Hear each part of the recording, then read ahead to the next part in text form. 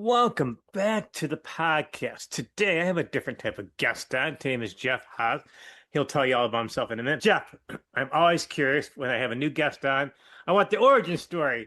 What got you into comic books and made you a lifelong fan? So I'm a second generation comic book nerd. My father was a comic book fan in the 50s and 60s.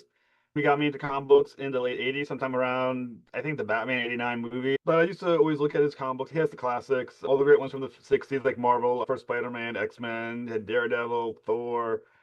So, I got to watch him, and we would price him episode every maybe year or so. I'd see his entire collection. It was always awesome.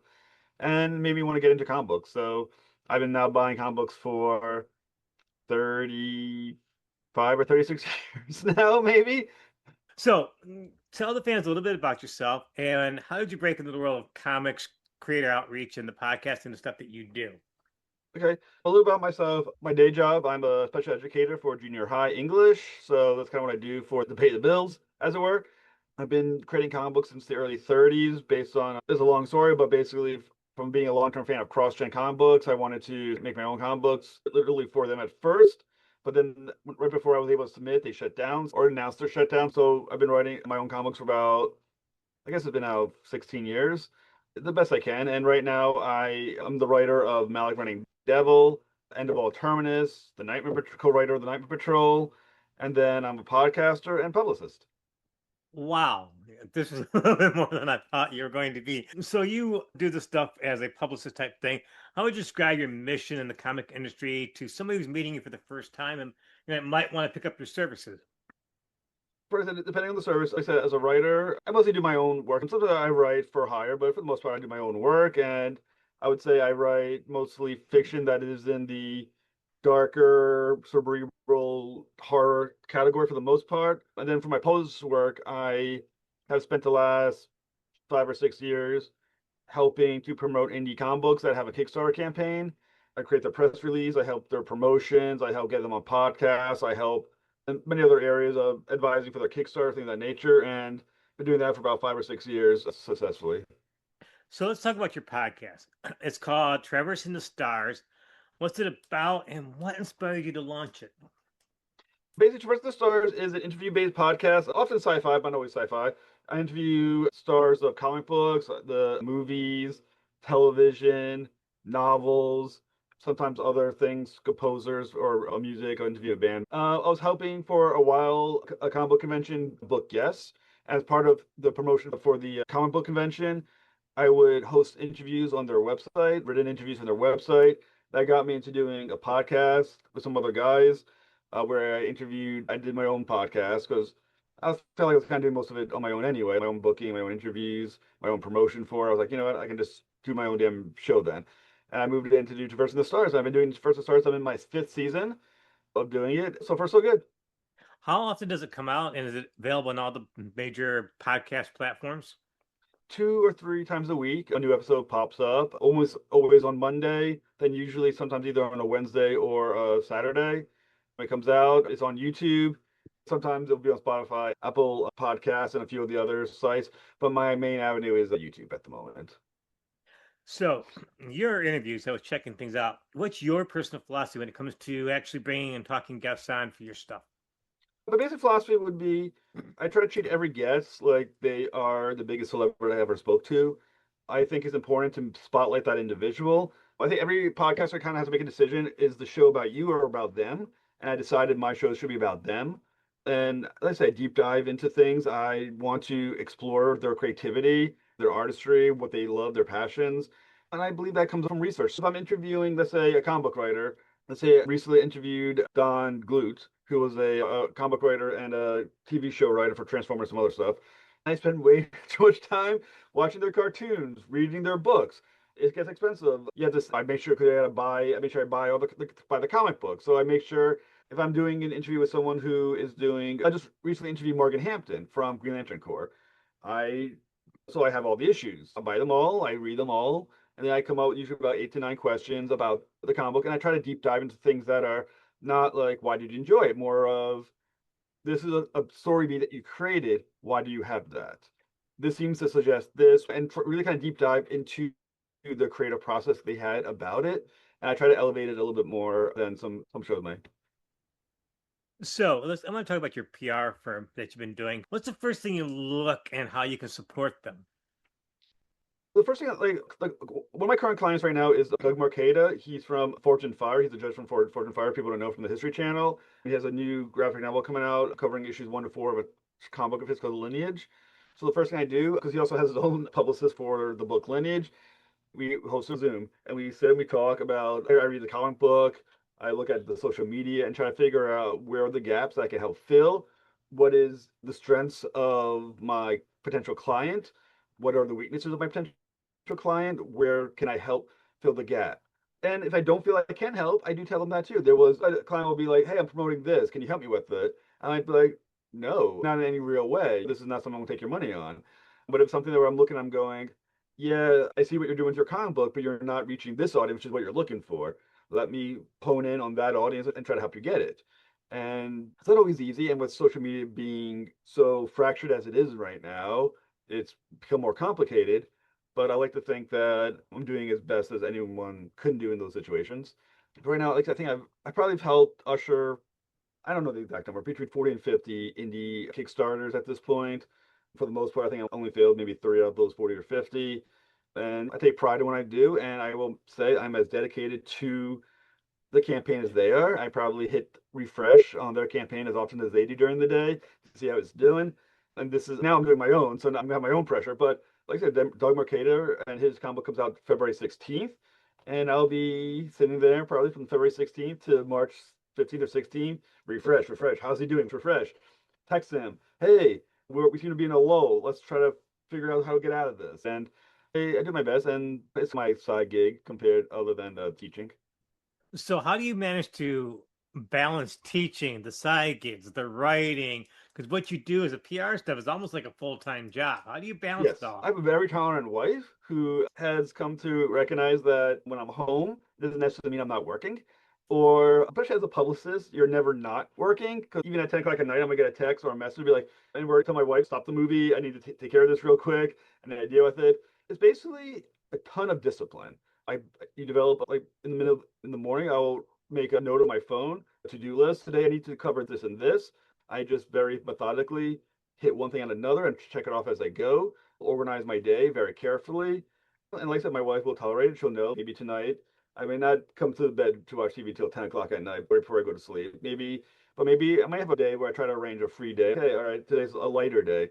And that might not change throughout my day. I might be like, hey, this is a light day. Then my client might be like, hey, can you do this for me? I need this done. It's okay, my free day is not free anymore. And it's more of just methodically organizing your life the best you can and making sure that everything you need to get done is done and you don't fail your clients.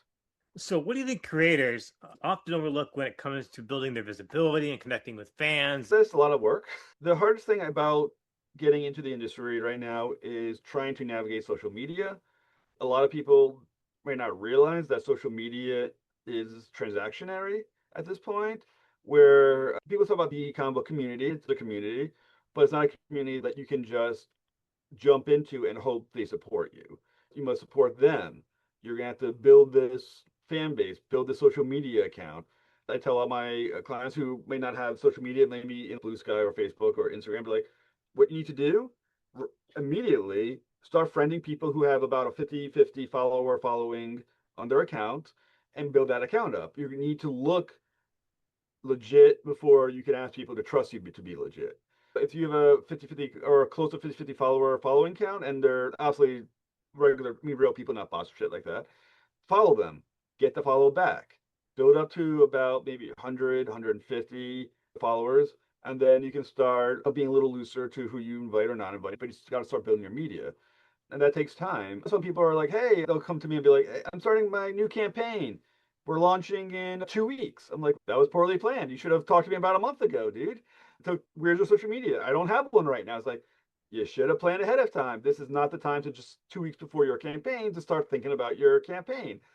You plan ahead. If you're going to launch a campaign in February, you better be thinking about it in November. Think about my social media account. Think about who do I need a publicist. Think about how can I build this until this thing actually launches. And I think people don't realize that it's work, It's not just you're not gonna you can't no matter how good your product is, and some of us do have good products, you're not gonna just present it and people are just gonna flock to you. It's not that's not how the world works. You gotta work to get it. And I think a lot of new people might just take that for granted a little bit, especially like I said with this fracturing of social media the way it is.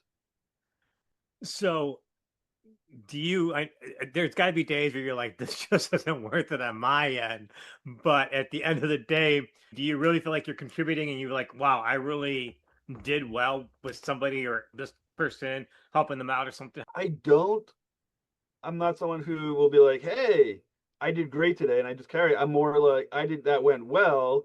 I need to do better the next time," and I immediately jump back into it. I don't. I think my try to fall could be is that I don't enjoy success long enough. I get the success, acknowledge it, and then I immediately are like, "Okay, now I need to make it to the next level." And I'm always in that mode of now I need to do better. I got that. Now I need to do better. And sometimes it does cause that a roller coaster. Sometimes I have my days where I'm just like, this is bullshit. I'm not good at this. I'm not. No one cares. Blah blah blah. I'm a failure. And much like my success, that lasts a little bit, and then I shut it down. It's like, okay, now do better.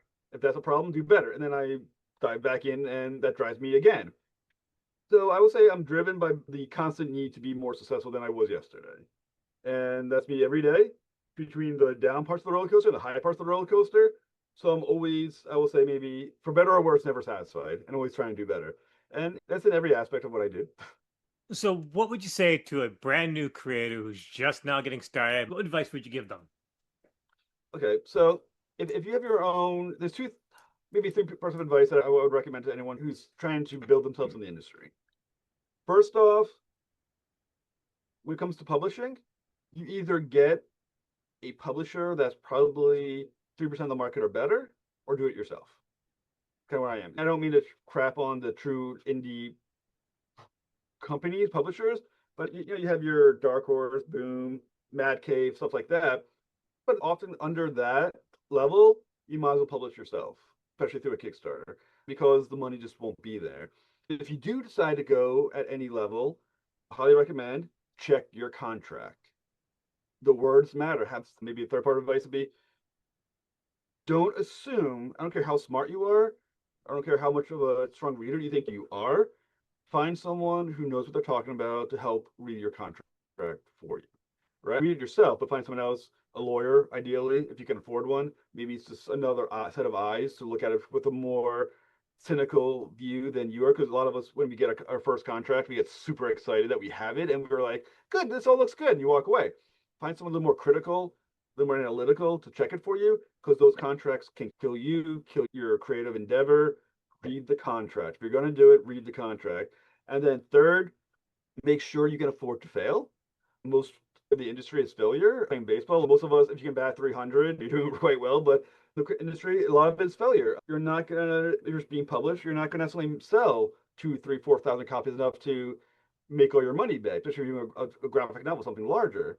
Recognize that most of the small companies, you're gonna get pennies on the dollar. I hear even Image sometimes only pays pennies on the dollar.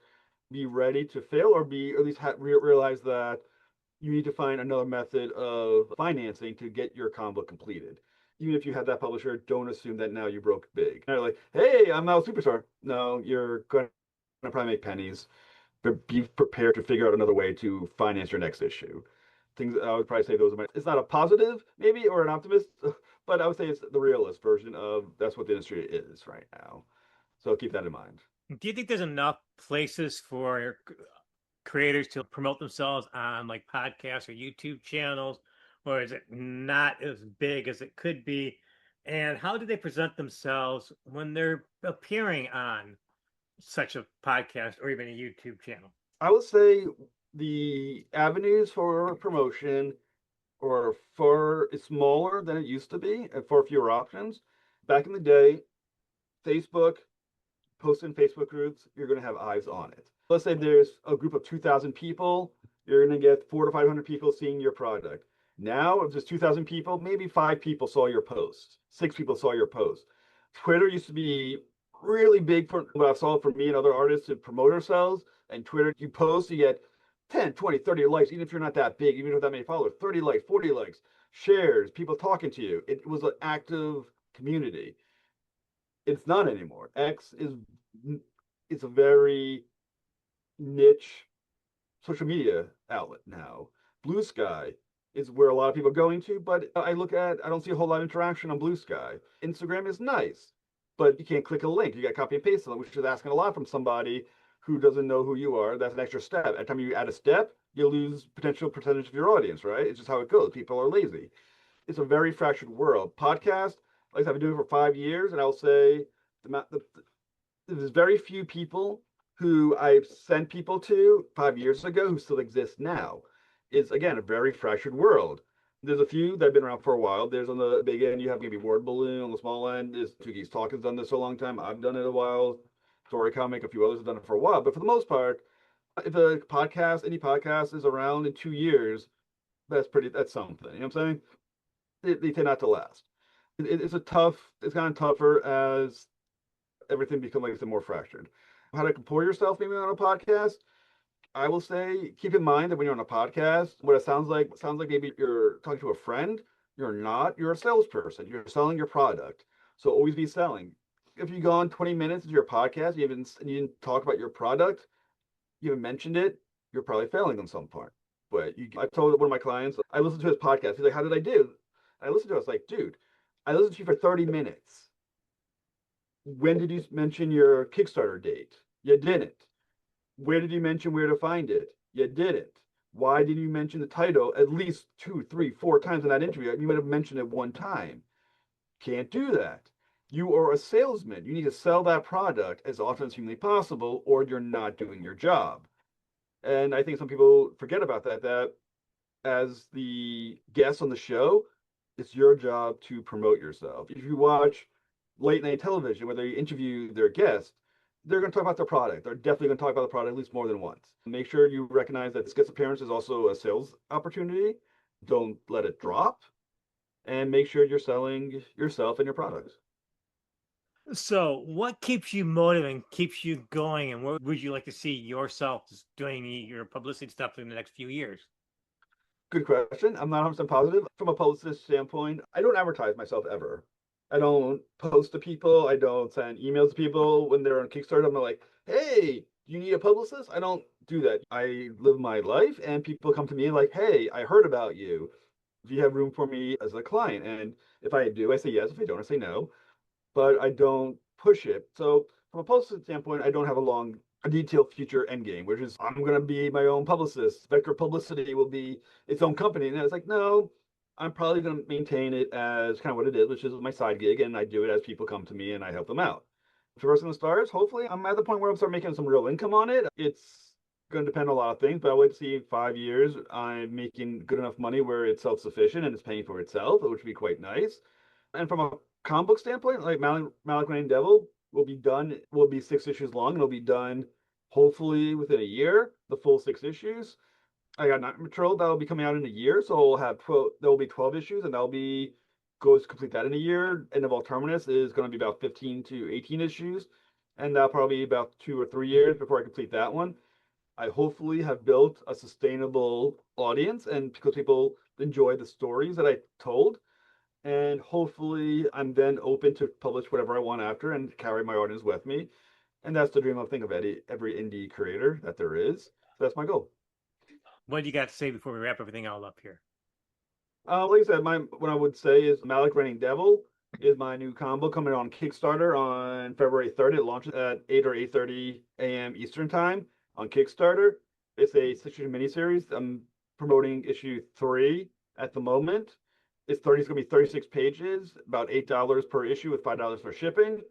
My goal is $800. So my goal is to get, if I can get the goal in one day, I will also offer everybody who buys it a mini comic book of 8 pages for tie-in. But it's a story of an angel that was sent by God to kill the devil, and now realizes that he was tricked, and is now seeking revenge on his creator. And as he goes through the process, he'll do 2 issues in hell, an issue in purgatory, and 2 issues in heaven, then an epilogue. And when you look at the comic, check out Malek Reigning Devil #3. The art is absolutely phenomenal. The story, I think, is really tight and strong. And I think it's basically like an old school, almost 90s image metal kind of comic book with very strong visuals, high octane action, and it's a really tight story. Jeff, I think you gave some really valuable advice. I appreciate you taking the time to do this taping. I'd like to have you on again because I really don't think creators really know how to market themselves and make themselves presentable, and they shoot themselves in their own foot half the time. Jeff, Yep. thanks so much for joining me on the show tonight. All right, thank you so much.